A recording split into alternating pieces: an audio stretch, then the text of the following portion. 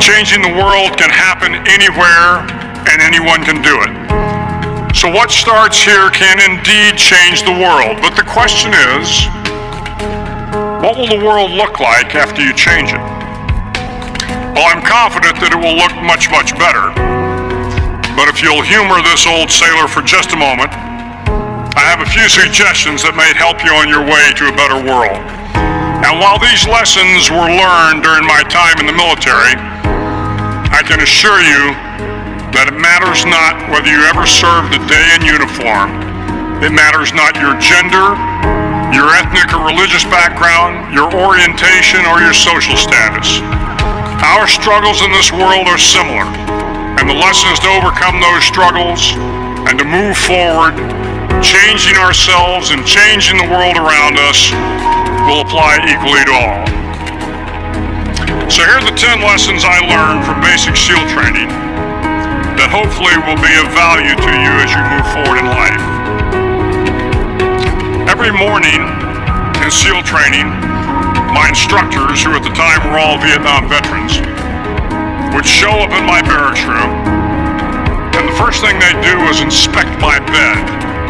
If you did it right, the corners would be square, the covers would be pulled tight, the pillow centered just under the headboard, and the extra blanket folded neatly at the foot of the rack.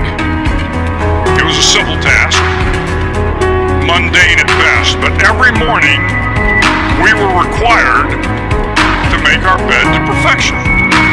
It seemed a little ridiculous at the time, particularly in light of the fact that we were aspiring to be real warriors, tough, battle-hardened SEALs.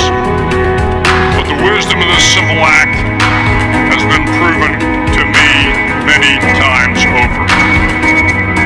If you make your bed every morning, you will have accomplished the first task of the day. It will give you a small sense of pride, and it will encourage you to do another task, and another, and another.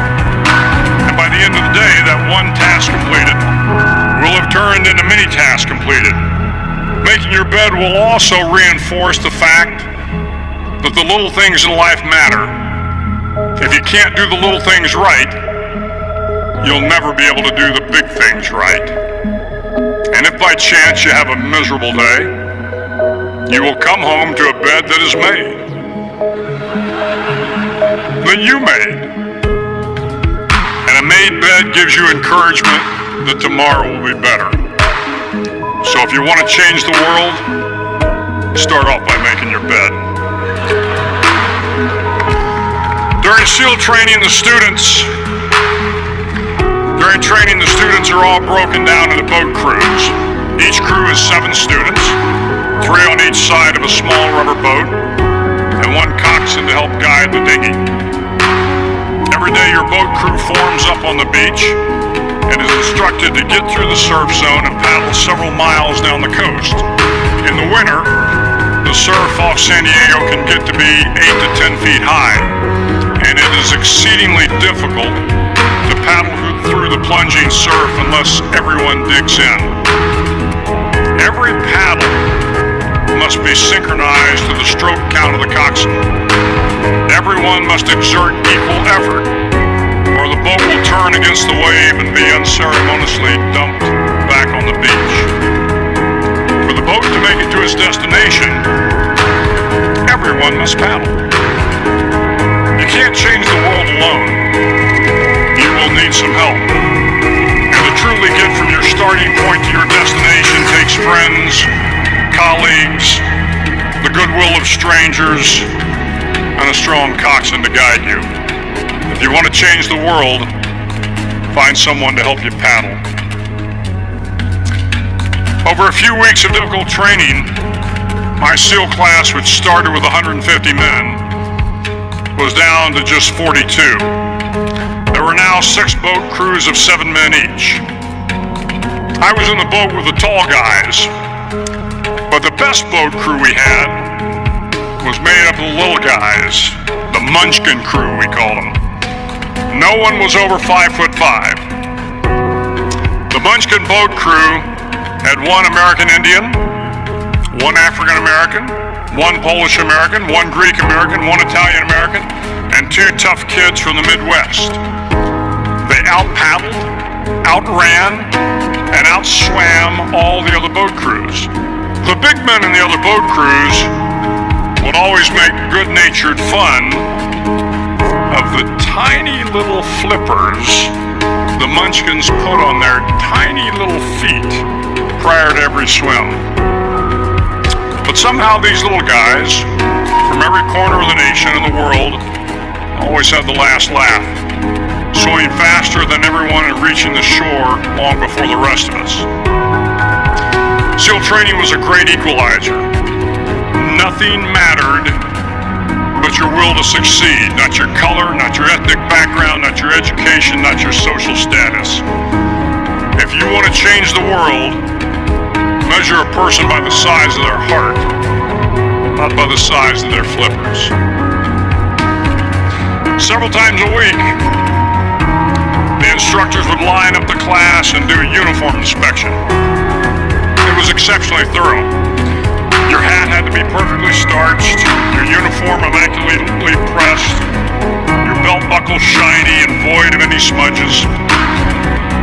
But it seemed that no matter how much effort you put into starching your hat, or pressing your uniform, or polishing your belt buckle, it just wasn't good enough. The instructors would find something wrong. For failing the uniform inspection, the student had to run, fully clothed, into the surf zone, then wet from head to toe, roll around on the beach until every part of your body was covered with sand. The effect was known as sugar cookie. You stayed in the uniform the rest of the day, cold, wet, and sandy. There were many a student who just couldn't accept the fact that all their efforts were in vain, that no matter how hard they tried to get the uniform right, it went unappreciated. Those students didn't make it through training. Those students didn't understand the purpose of the drill. You were never going to succeed. You were never going to have a perfect uniform. The instructors weren't going to allow it. Sometimes, no matter how well you prepare or how well you perform, you still end up as a sugar cookie. It's just the way life is sometimes. If you want to change the world, get over being a sugar cookie and keep moving forward. Every day during training, you were challenged with multiple physical events: long runs, long swims, obstacle courses, hours of calisthenics, something designed to test your mettle. Every event had standards, times you had to meet. If you failed to meet those times, those standards, your name was posted on a list, and at the end of the day, those on the list were invited to a circus. A circus was 2 hours of additional calisthenics, designed to wear you down, to break your spirit, to force you to quit. No one wanted a circus.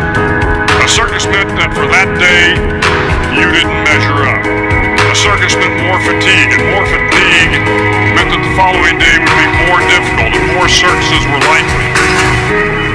But at some time during SEAL training, everyone made the circus list. But an interesting thing happened to those who were constantly on the list. Over time, those students who did 2 hours of extra calisthenics got stronger and stronger. The pain of the circuses built inner strength and physical resiliency. Life is filled with circuses. You will fail. You will likely fail often. It will be painful. It will be discouraging. At times it will test you to your very core. But if you want to change the world, don't be afraid of the circuses. To the class of 2014, you are moments away from graduating. Moments away from beginning your journey through life. Moments away from starting to change the world for the better. It will not be easy, but But you are the class of 2014, the class that can affect the lives of 800 million people in the next century. Start each day with a task completed. Find someone to help you through life. Respect everyone. Know that life is not fair and that you will fail often.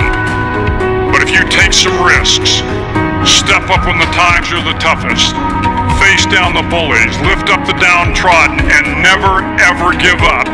If you do these things, the next generation and the generations that follow will live in a world far better than the one we have today. And what started here will indeed have changed the world.